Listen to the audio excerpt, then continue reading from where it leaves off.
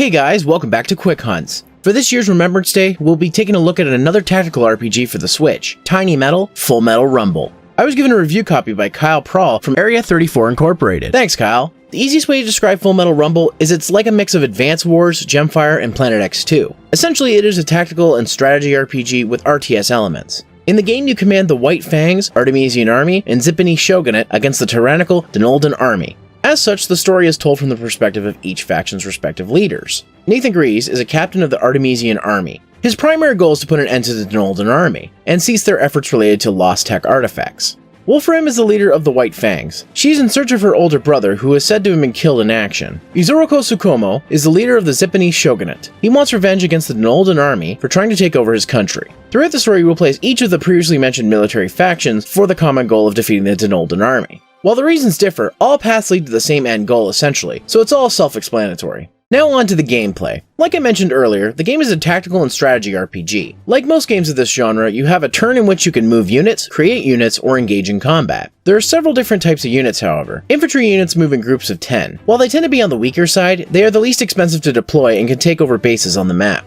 Taking over bases means more options for combat and gives you an advantage over your opponents. Some bases can even be used to deploy more units or heal units as well. Eventually, you'll have to capture the enemy's main base in order to win a match, as they will attempt to do the same to you. There are also armored units such as tanks and vipers. These units have greater firepower and armor, but they cost more to create and cannot claim a base. These units also have different types of ammunition and numbers as well. Then there's the Archelian personnel carrier that can be used to transport infantry units. Finally, there are special units such as scouts and radars, which can be used to clear fog, locate enemies, or expand the map. Combat itself is grid-based and works on different levels of terrain. On top of that, the entire map is not visible from the start. As you move units, more of the map will become visible. This can be used to your advantage, as some units can hide in sections of the map that are not discovered and get in a sneak attack. Certain terrain is also only available to certain units. For example, only the infantry units can go up mountains, but their range can be limited when attacking enemies below them. All these options combined made for very deep combat that was more complex than your typical tactical RPG, but not as complex as an RTS. However, it's not all great. Some battles can take hours to complete, and this is mostly because you're either spending time building up units or getting units across the map. It also has the same problem I have in the Super Robot Wars series, where some actions require a story trigger before anything happens, thus leading to a lot of waiting around. The time it takes to build up resources to deploy units or take over a base is also time consuming, especially considering the latter, as you cannot attack or defend when taking over a base. And if you lose units, it takes even longer. If you lose all the units in a base takeover or switch from focusing on takeover to another action, it resets and you have to start the process over again. Despite my gripes, I really do enjoy the combat, and being on the Switch makes it easy to drop in and play at any time. While the battles can be long, the campaign itself is short with around 20 missions, equaling out to a solid 20 to 40 hours of gameplay depending on how efficient you are in combat. The game's presentation is fairly good. The art style of the cutscenes is very well detailed, while in battle it goes for a simpler approach. Graphically, it's not super intense, going for a simplified cel-shaded and polygonal look to give this game an easy to register aesthetic.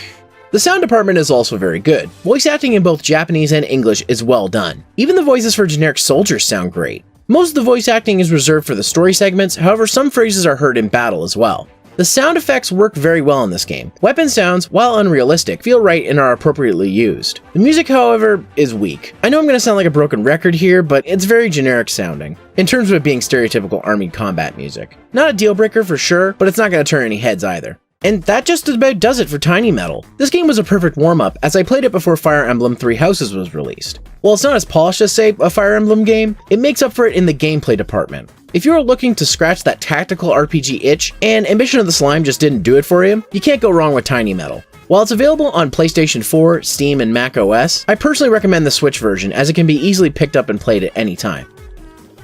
Thanks for watching another Quick Hunts. Special thanks to Area 34 Inc. for sending me a review copy of the game. Shout out to my patrons here on screen. If you'd like to support me, get early access to videos, behind the scenes extras, and a whole lot more, consider supporting me on Patreon. If you enjoyed this content, why not give it a like and a share? And don't forget to subscribe and hit that bell to get notifications. You can also get updates by following me on Facebook at Zeromaster fanpage, on Twitter at Zeromaster, and on twitch.tv/Zeromaster, where I stream twice a week on Tuesdays and Thursdays at 8:30 p.m. Eastern Time. If you'd like some more reviews, check out my recent Halloween reviews on the left, and on the right will be Nightman's new review on Sonic Forces, where I make a cameo.